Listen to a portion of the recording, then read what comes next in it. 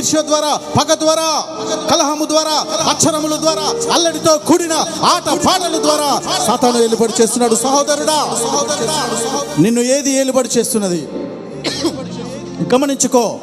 దేవుని ప్రేమ చల్లారిపోతున్నది, దేవుని నీతి చల్లారిపోతున్నది. దేవుని వెంబడించడము మనం వెంబడించలేకపోతున్నాము. అహంకారము చేత, ధనమోసము చేత, గర్వము చేత. నాకు ఆస్తులున్నాయి కదా, అంతస్తులున్నాయి కదా, నాకు మంది మార్బలం ఉన్నారు కదా అని నీవు అనుకొనిచున్నావు. కానీ ఒక్కసారి దేవుడు అంటున్నాడు లూకాసు వార్త 12:16 ఆ ధనవంతుడితో, ఒక ధనవంతుడికి భూమి కలదు, ఆ భూమి నిండా సమృద్ధి అయిన పంట కోసి సమకూర్చుకొని, నా ప్రాణమా ఏమి తాగుదుము, తిందుము, సుఖించుము అని ఏ విధంగా అనుకున్నప్పుడు నా యేసయ్య అంటున్నాడు, ఒరే వెర్రివాడా, ఒరే పిచ్చివాడా, ఈ రాత్రి నీ ప్రాణం పోతే నీవు సమకూర్చుంది ఎక్కడికి పోతుంది? నీవు సమకూర్చుంది ఎవరి కొరకు సమకూరుస్తున్నావు?